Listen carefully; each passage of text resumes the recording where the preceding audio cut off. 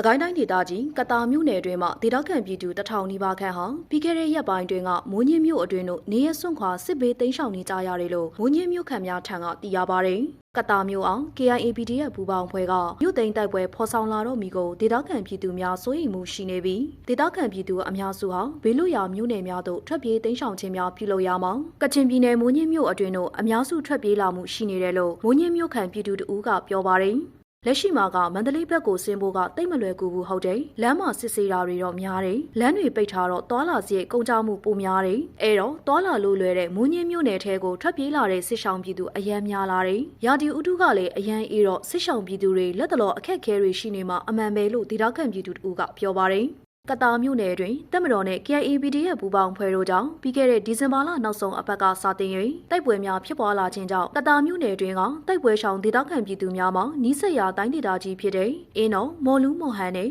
ကချင်ပြည်နယ်မိုးညင်းခရိုင်မိုးညင်းမြို့နယ်အတွင်းတို့နေရစွန့်ခွာထွက်ပြေးနေရတယ်လို့သိရပါတယ်ကချင်ပြည်နယ်မိုးညင်းခရိုင်မိုးညင်းမြို့နယ်အတွင်းတို့ကတာမြို့နယ်အတွင်းမှာစစ်ပေးရှောင်ပြည်သူ1000နီးပါးဟာမိုးညင်းမြို့နယ်အတွင်းကတိန်အင်းဘုံတော်ကြီးကျောင်းနတ်ကြီးကုန်းဘုံတော်ကြီးကျောင်းကံဦးကျောင်းတိုင်းထီလင်းပညာရောင်ကြီးစာတင်တိုက်များတို့မှာစစ်ပေးရှောင်ပြည်သူ1000နီးပါးထွက်ပြေးတိမ်းရှောင်နေရတယ်လို့သိရပါတယ်စကိုင်းတိုင်းဒေသကြီးကတာမြို့နယ်တွင်မှမိုးညင်းမြို့နယ်တွင်တို့နေရစွန့်ခွာထွက်ပြေးတိမ်းရှောင်လာသူများထဲမှာနာမကျန်းဖြစ်ပွားနေတဲ့ပြည်သူများမွေးလူနာများတက်ကြီးရွယ်အိုများနဲ့ကလေးငယ်များမှာလက်ရှိရာဒီဥဒူတန်းကြောင့်အရေးပေါ်ဆေးဝါးအကူအညီများလိုအပ်မှုရှိနေပြီးနေရာထိုင်ခင်းနဲ့စားရေးတောက်ရေးကိစ္စများမှာလည်းအလားတူခက်ခဲများရှိနေတယ်လို့မြေပြင်သတင်းအချက်အလက်များအရသိရပါတယ်။စကိုင်းတိုင်းဒေသကြီးမှာတပ်မတော်နဲ့ KIAPDF ပူးပေါင်းဖွဲ့တို့ကြောင့်တိုက်ပွဲများဖြစ်ပွားနေပြီးမန္တလေးမြစ်ကျနာကားလမ်းပိုင်းအောင်ပြီးခဲ့တဲ့ဒီဇင်ဘာလအတွင်းကစ၍ဖြတ်တန်းသွားလာခွင့်ပိတ်ပင်ထားခြင်းကြောင့်ရှောင်းကွင်းလမ်းကိုသာအသုံးပြုနေရပြီးကချင်ပြည်နယ်တွင်၌အခြေခံစားတောက်ကုန်စည်နဲ့လူသုံးကုန်ပစ္စည်းများမှာဈေးနှုန်းမြင့်တက်ခြင်းနဲ့ကုန်စည်ပြက်လက်ခြင်းများဖြစ်ပေါ်လျက်ရှိနေတယ်လို့လည်းသိရပါတယ်။